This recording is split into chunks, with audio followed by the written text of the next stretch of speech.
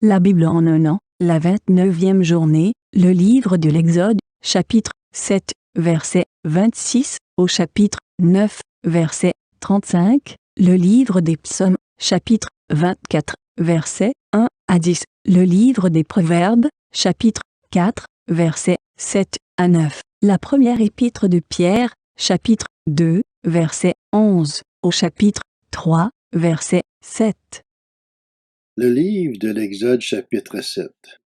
L'Éternel dit à Moïse, va trouver le Pharaon, et tu lui annonceras, voici ce que dit l'Éternel. Laisse partir mon peuple afin qu'il me serve. Si tu refuses de le laisser partir, je frapperai tout ton territoire par des grenouilles. Le fleuve pullulera de grenouilles. Elles en sortiront et pénétreront dans ta maison, dans ta chambre à coucher et dans ton lit, chez tes serviteurs et ton peuple, dans tes fours et tes pétrins. Les grenouilles grimperont sur toi, sur ton peuple et sur tous tes serviteurs. Le livre de l'Exode, chapitre 8.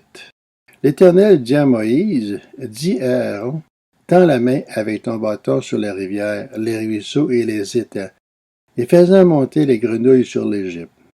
Aaron tendit sa main sur les cours d'eau de l'Égypte, et les grenouilles en sortirent et recouvrirent l'Égypte. Cependant, les magiciens en firent autant par leur sortilège. Ils firent monter les grenouilles sur l'Égypte.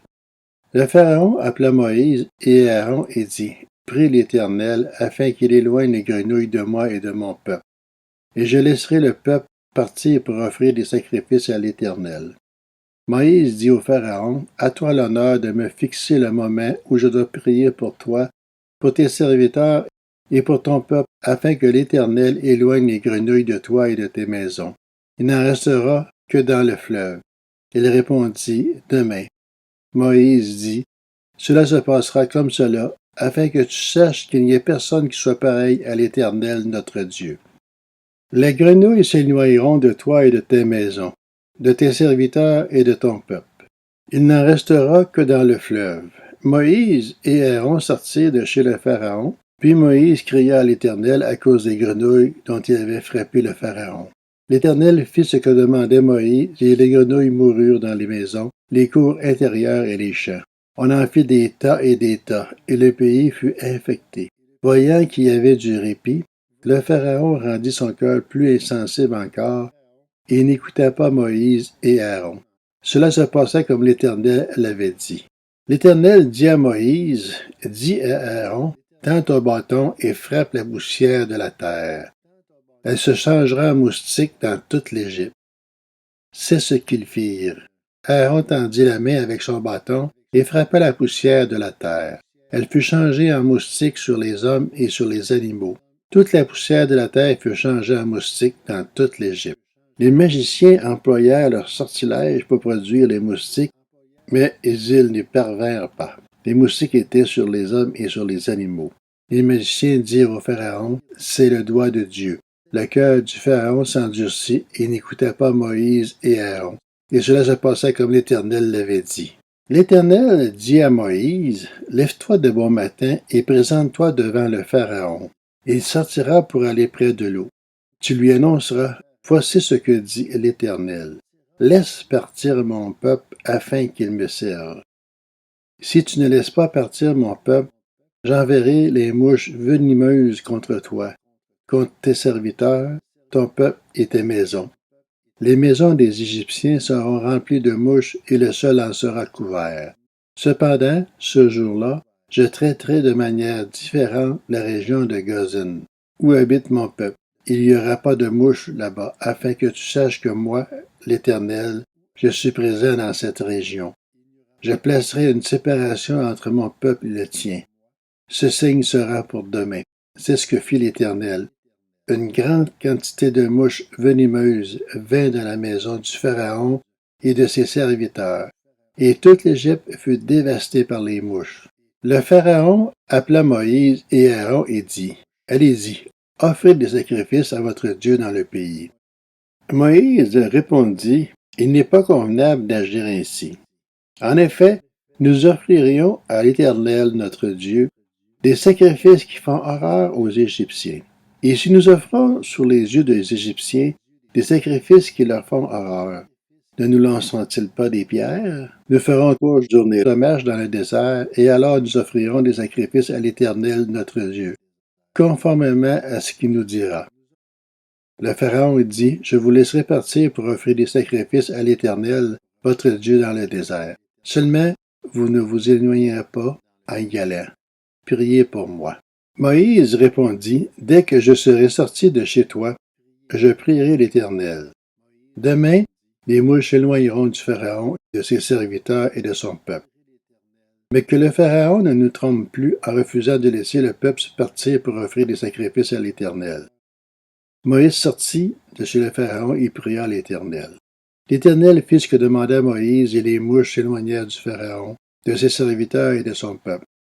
Il n'en restait pas une. Cependant, cette fois encore, le Pharaon rendit son cœur insensible et ne laissait pas partir le peuple. Le livre de l'Exode, chapitre 9.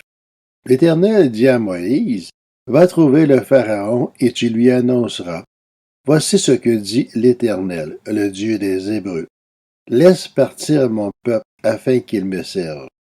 Si tu refuses de le laisser partir, et si tu le retiens encore, la main de l'Éternel frappera tes troupeaux dans les champs, les chevaux, les ânes, les chameaux, les bœufs et les brebis.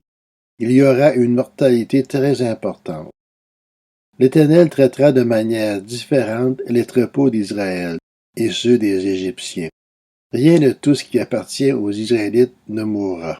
L'Éternel fixa un moment précis en disant, « Demain, l'Éternel fera cela dans le pays. » Et il agit ainsi dès le lendemain.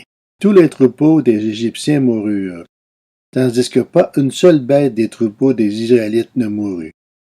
Le Pharaon s'informa de ce qui était arrivé et constata que pas une seule bête des troupeaux d'Israël n'était morte. Cependant, le cœur du Pharaon resta insensible et ne laissait pas partir le peuple. L'Éternel dit à Moïse et à Aaron, « Remplissez vos mains de cendre de fourneau, et que Moïse la jette vers le ciel sous les yeux du Pharaon. Elle deviendra une poussière qui couvrira toute l'Égypte, et dans toute l'Égypte elle produira, sur les hommes et sur les animaux, des ulcères formés par une éruption de pustules. » Ils prirent de la cendre de fourneau et se présentèrent devant le Pharaon. Moïse la jeta vers le ciel, et elle produisit sur les hommes et sur les animaux des ulcères formés par une éruption de pustules. Les magiciens furent incapables de se présenter devant Moïse à cause des ulcères. En effet, ils étaient couverts d'ulcères comme tous les Égyptiens. L'Éternel endurcit le cœur du Pharaon, et celui-ci n'écouta pas Moïse et Aaron. Cela se passa comme l'Éternel l'avait dit à Moïse. L'Éternel dit à Moïse, « Lève-toi de bon matin et présente-toi devant le Pharaon. Tu lui annonceras, voici ce que dit l'Éternel, le Dieu des Hébreux. Laisse partir mon peuple afin qu'il me serve.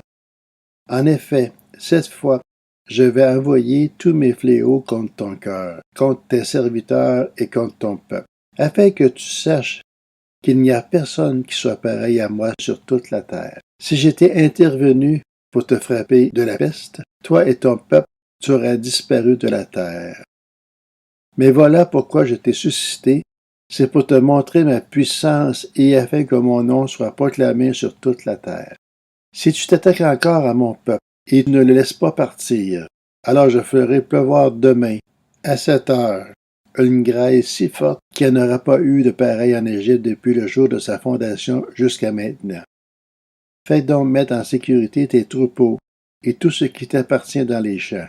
La grêle tombera sur tous les hommes et sur tous les animaux qui se trouvent dans les champs et qui n'auront pas été rassemblés dans les maisons, et ils mourront.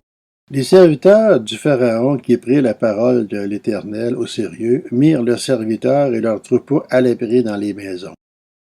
Tandis que ceux qui ne prirent pas la parole de l'Éternel à cœur laissèrent leurs serviteurs et leurs troupeaux dans les champs. L'Éternel dit à Moïse, « Tends ta main vers le ciel, et qu'il tombe de la grêle dans toute l'Égypte, qu'elle tombe sur les hommes et sur les animaux et sur toutes les herbes des champs en Égypte. » Moïse tendit son bâton vers le ciel, et l'Éternel envoya des coups de tonnerre et de la grêle. La foudre s'abattit sur la terre. L'Éternel fit pleuvoir de la grêle sur l'Égypte. Il tomba de la grêle accompagné de foudre. Elle était tellement forte qu'elle n'avait pas eu de pareil dans toute l'Égypte depuis qu'elle existe en tant que nation. Dans toute l'Égypte, la gale frappa tout ce qui se trouvait dans les champs, hommes ou animaux.